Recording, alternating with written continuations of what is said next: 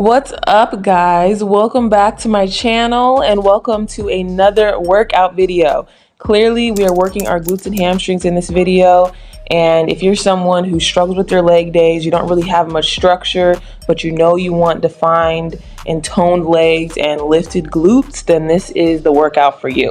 So getting right into it, we're starting with our warm-up. Of course, we're always leading with dynamic stretching. You want to make sure that you're getting your muscles warmed up and you're not doing static stretching, okay? That's a very important thing. Here you see I am doing some hamstring stretches. I really like to do like toe touches, that sort of thing, to get going before I get into hamstring focused movements. I'm also doing some leg swings. I'm opening up my hips here.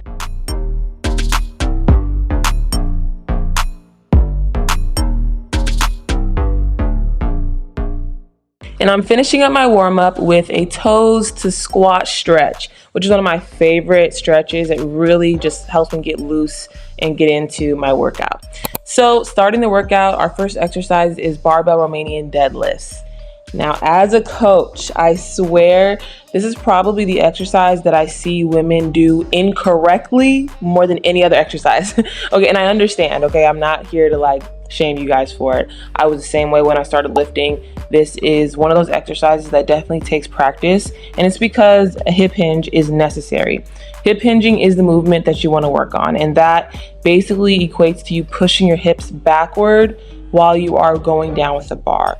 One of the cues that I always tell my clients is to really imagine that you're shaving your legs and your knees with the bar. The bar should be slightly shaving your knees as it goes down, and your glutes should be always pushing backward, and you want to think of closing a door with your butt. Okay, that's like one of the easiest cues I can give you. I also recommend, recording yourself, watching yourself do this exercise and see your progression as time goes on. It's something that you're going to have to work on, but once you get it down, it will be one of the best exercises for you to do to grow your glutes and your hamstrings. All right, next up we have B-Stance RDLs with dumbbells.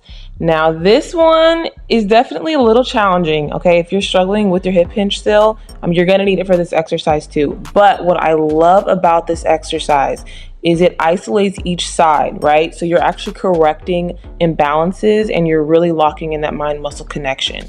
If you guys don't know what muscle imbalances are, it basically means you have one side working more than the other. So let's say your right leg is stronger than your left leg, right? This is a great way to correct that because you are isolating one leg at a time and you're forcing, one leg at a time to lift the weight, right? So this is a great movement. I highly recommend it. And obviously, because it is an RDL variation, you're still focusing on your glutes and your hamstrings more than anything else in this exercise. So I did 3 sets of 8 to 10 on each leg for this one. So be sure to really go slow if you're struggling with this one, and make sure you have a solid stance, keeping your hips square and having that kickstand leg up at just the right angle to support the movement.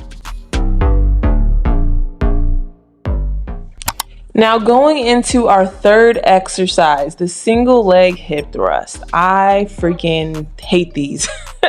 I hate these so much, but I love them at the same time because they do give amazing results, okay? But they will burn the heck out of your glutes, so be prepared. If you thought regular hip thrusts are bad, these are worse because you're basically trying to balance while you're also performing the movement, right? But once again, these are great for muscle imbalances. So if you have one leg or one glute that's stronger than the other, this is a great way to correct that.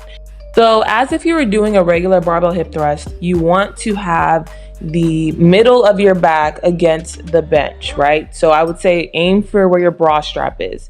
You also want to be driving through your heels. So make sure you have a good stance before getting into the movement. And I also recommend doing a warm-up set without the weight first, which you guys saw me do.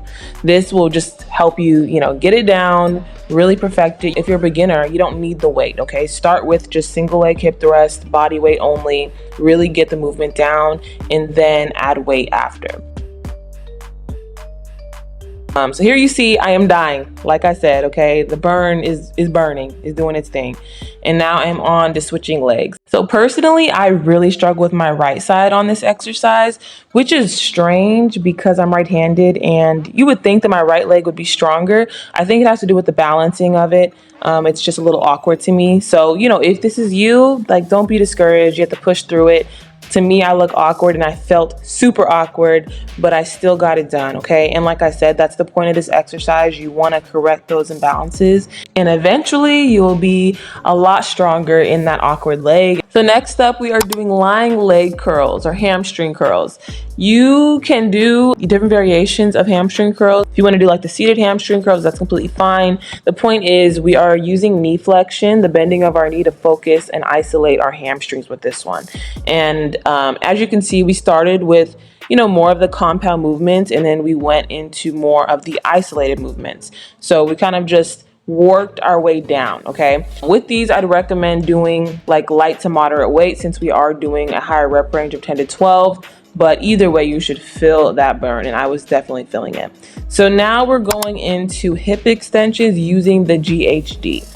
The GHD is the machine, by the way. It stands for Glute Ham Developer. This is another very challenging exercise if you're new to it. You can also do this exercise standing up. There are standing versions of that, which you might have seen people do before. But the point is you're using a hip hinge as well with this one to isolate your glutes. Okay, so as you are bending over the machine and coming back up, you should be squeezing your glutes at the top of the movement. If you guys have ever done a good morning, that's what I want you to think of when you're doing this exercise. That'll really help you understand the form. And yay, we made it to our final exercise, the finisher / burnout. So we are ending with kettlebell swings, and we are doing high reps, okay? Going for 15 to 20 reps. And I love me some kettlebell swings. I really do. They make me feel so powerful. And that's how you should feel when you're doing them. They're pretty explosive, right? You want to be popping at the top. And just always remember that kettlebell swings are not a squat, okay? You should be keeping your knees slightly bent, but always moving from your hips. Once again, we're using a hip hinge, believe it or not. So it's really important that you're prioritizing that and we're not overly bending our knees. But that is the end of this workout in this video. Thank you so much for watching, you guys. And if you enjoyed it, please like and subscribe, and I will see you guys in the next one.